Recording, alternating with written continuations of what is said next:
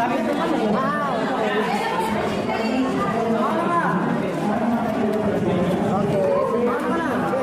Okay, ito na ang aming binya. Okay, na si Lola. Yan, kumain na sila, si Remy. Yan, okay, go.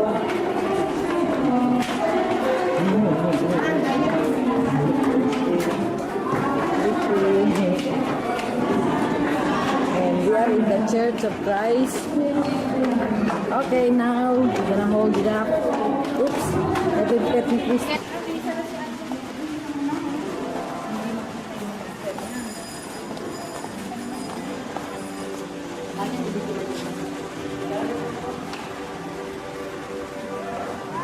Lalakad na sabi mo, ito.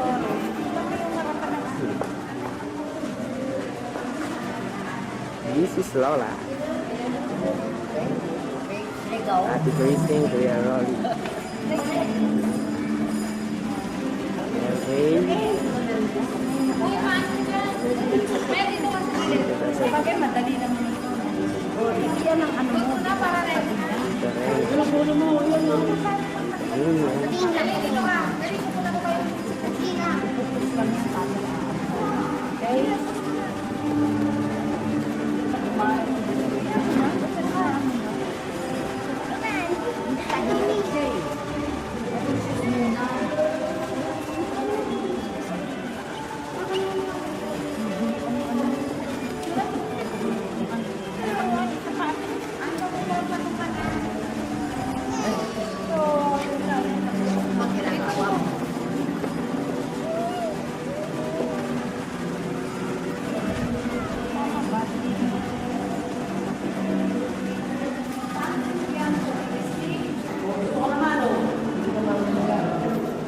Teka muna dito na nakakatuloy sa'yo eh. Ikaw ka. Dito ko muna eh. Natitext ko na sa'yo. Sige na. Dito ka naman o. Dito. Dapat dahan-dahan ka sa pagkakataon. Yung tao dito, una mo. Mas una ito kaysa go. Hey, remember I told you?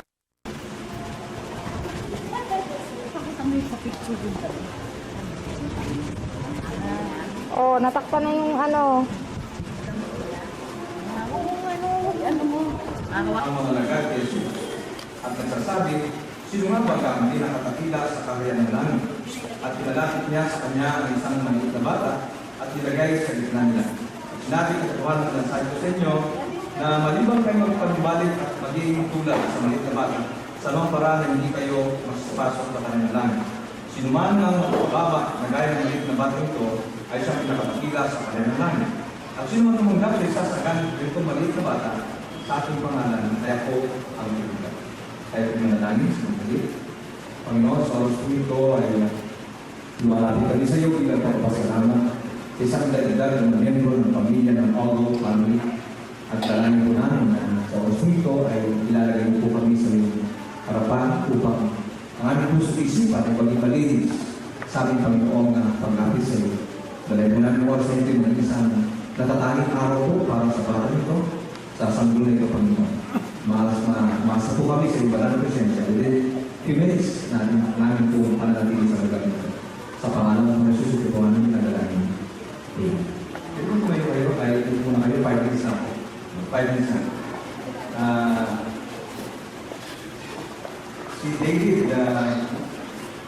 bali ilang buwan pa lamang siya, 2 months, 3 months pala si David. Dito sa aklat po ng Psalm 127 verses 1 to 2, the following, nakasulat po doon na malibang kayo ng tao ang kanyang sambayan ng Diyos ay hindi magiging makabuluhan ng kanyang pagtayo. Dapat lahat ng ating ginagawa ay natin ng Diyos. Kaya nga sa mga sandali po ito ay paalala po sa ating lahat, ang batang si David ay ito po ay hindi naman talagang binigyan ng Diyos sa inyo. Ang isip ng kasi na iba, mayroong misinterpretation or misconception na ang bata, ang mga anak natin, bigyan ng Diyos sa atin. Ang mga bata, actually, bagamat yung term na ginagamit binigay, pinahiram ng Diyos. Kasi wala tayong sariling atin na binigay ng Diyos ng isip natin. In fact, yung sariling atin na ito, hindi atin, panalang ng Diyos. Ang batang si David, pinahiram ng Diyos. Sa iyo, Sister Carmen, ang binigay sa kanyang ama. Ang mga po, isang araw, si David, maaaring kunin ang buhay ng Diyos, si David, o maaaring naman, si David, balang araw, iwanan kayo, maaaring makapag-asawa siya. Ano yan? Kaya there must be a preparation. Dapat nakahanda tayo sa bawat sanggol na dinadagdag na Diyos sa buhay natin. Sila balang araw, kaya mapagpawalan din sa atin. At madala yung anak na talaga nag-decide na hindi mag-asawa. Diba? So, si David, hindi mo lang kung dumating ang time na mag-decide na, gusto rin my family, hindi na mag-asawa. Talaga ako ng nanay ko. Diba? Pero madala ang gano'n. Ngayon, may paalala po sa atin tungkol sa pagpapalaki kay David. Ang unang paalala dyan, si David, siyempre, ay sa kanyang paglaki, yung first 7 years po niya ay napaka-importante. Tawag dyan, yung foundation years niya, critical years sa buhay niya. Dapat natin pagtuturo. Dapat we answer all his questions kapag lumalaki na siya. Kasi yung foundation na yun, parang, kumbaga dito, yung first 7 years, malaking bahagi na baka yan eh, 1/2 nito. Yun ang first 7 years ng buhay niya. Ibig sabihin niya, kapag lumalaki si David at lahat ng kanyang observation, lahat ng sagot sa tanong niya, ay sinasagot natin ng tama, then natatanong tayo sa isipan niya na mabuting tulad. So paglaki niya, sabi sa Proverbs 22 verse 6, train up a child the way he should go, and where he is old, he will not depart from it. The first 6 years are so critical na si David dapat maagadahan ng buhay. Wala na tinatawag na substitute sa parents. Diba? Hindi sana ng Lord o sige mga anak ka, and then lola mo niya ang mga anak. Hindi po ganun ang Lord. Gusto ng Lord, tayo mga magulang mismo mga alaga sa anak natin. Kasi para nagulat natin yung naman ang magiging kinabukasan niya. Kaya dapat ang anak natin ay talagang alagaan natin. Specifically, the first 6 and 7 years. Critical years po yun sa kanya, sa buhay po niya. Ngayon, ang bata na kailangan po ng disiplina. Disiplina ito yung makikita sa kanyang mga magulang. Ang mga magulang niya dapat ang papakita ng mabuti ng halimbawa. Kasi kung mapapakita ng mabuti ng halimbawa ang kanyang magulang, ang pagdisiplina sa kanya magiging wala sa isa. Diba? So si David, sa kanyang musmos na kalagayan na kailangan ng pagmumay at mula po sa inyo. At kapag hindi natin nabigay ito, winawasak natin ang kinabukasan ng David. Diba? Hindi lang ang pera kailangan ng David. Diba? When you start building your house, and you start thinking only about his education, then you start destroying him. Diba? Dinidestroy na natin siya. Kailangan pala ang anak, talagang kailangan niya yung yakap natin. Ang bata laging niyayakap, lumalaki siya healthy, lumalaki siya matalim, lumalaki siya secure sa buhay. Kailangan ni yun. At yan doon sa Bible, Ezekiel 16:44, like a mother, like daughter. Hindi natin like father, like son, that's probably the thing. Pero bakit like father, like daughter, hindi natin sa Bible? Kasi malakas po ang influensya ng ina sa kanyang mga mas malakas kaysa sa influensya ng ama. You know why? Kasi mas malapit ang bata sa ina. At ang bata ay talagang galing sa ina. May contribution lamang ang ama. Ako po yan, important. Kaya lang, importante po, na influensya ninyo sa Sir Carmen ay dapat makita niyang maganda.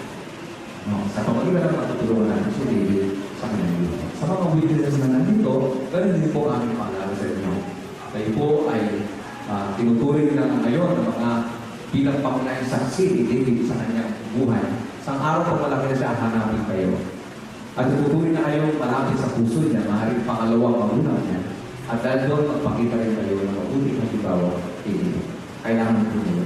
Kaya sa amin ito, ipapasalamat natin ang isang dagdag na member ng family, although family, at pinupuin natin ang Diyos at ay ating pasamahan natin sa oras. Kaya dito kayo si Carmen, kasama. Sila ang dalawa at meron lang po nais na pag-ibig sa alasan.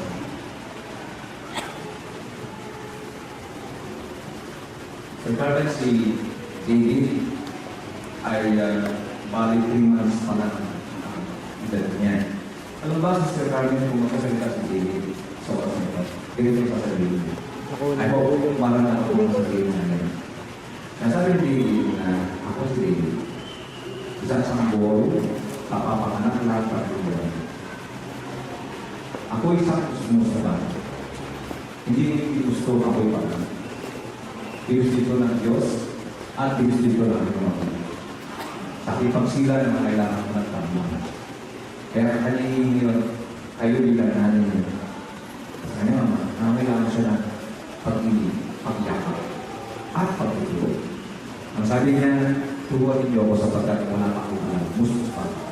Huwag kayo matakot, disiplinahan niyo sapagkat ikabubuti. Ako'y nakakailangan ng pag-ibig. Nakakailangan ako ng training, nakakailangan ako ng disiplina. At kung gagawin ko sa akin, hindi ko magiging problema pag-ibig. Pag ako ay hindi tinuruan ng mahusay, huwag kayo magtaka sa pag-ibig ko, ay naging suliranin niyo sa Diyos. Si David, ngayon, pinagsasalita sa Jesus, bilang kanina. Maasa ko, message nito, ay napapagod. Kayo ang pag-asa niya, ang Father niya. Kung meron natin nasa, iba ko marami. Kayo ang paunahin niya nasa. And you are responsible, accountable to God. Ano ang magiging kinabukasan sa David? Accountable to God. Sa Panginoon. You may earn a lot. Bakit bahay niyo, gumanda buhay niyo, pero napabayaran niyo ng Panginoon. Malaking buhay sa Panginoon. Masa ko rin namin magandang paalala ko. Pero ito tayo kong lahat at tayo kayo muling paalala. O Panginoon, napakabuti mo po sa bayan ko, nila Sister Carmen, sa pagkakamalang ito, ilagay mo sa aking buhay. Kung paparang ngayon ay hawak-hawak ng bata nito, masa po na naman Sister Carmen, magbibigyan ng quality time sa bata nito. Binigay po niya yung Diyos ang expression of her love to David. Bilangan siya po din ang nagmamahal sa kanya, ang lolo-lolo niya, ang buhay pa ang kanyang mga tiyahin at tubig. Kawa madama po niya ang isang taus-puso pagmamahal. Panginoon, nawa po ang pananagutan ito ay maunawaan ng lahat narito ng pamahal sa kanya at hindi ang kanyang pinamahal ito. Dalangin ko lang sa mga nasa oras ito ay ang pananagutan ito ay isa sa balikan ng bawat isa upang magkaroon po ng magandang kinabukasan sa Diyos. Hindi lamang ang kanyang education, kundi pang nabigay siya ang kanyang pagkatapos sa iyo. Na masamay tutulog ito ng kanyang minamahalagan, ang kanyang magulang at ang lahat ng sa kanyang mahal. Paparin po siya Panginoon, nagdating po maraming taon masigla, papayapa, katagumpay, sa kanyang buhay pabigin ng kanyang pamilya. Sa pangalan po ni Jesus, ito po ang aming pinadalangin. Amen. At ito yung mga makapulog po lahat, tayo pinadalangin sa pagpirma po ang Biblia.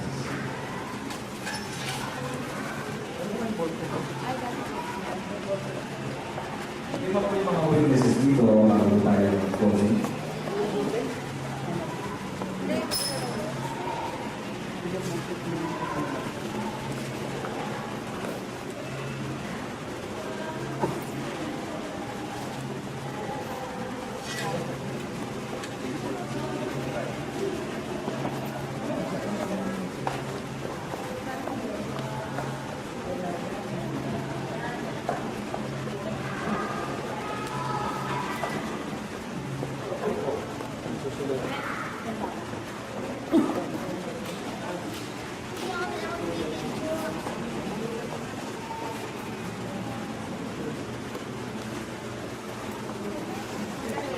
Next call.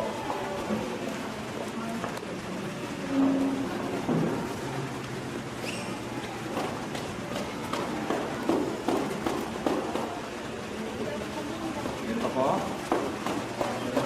Mine Caballero. Or Rolly Martinez po.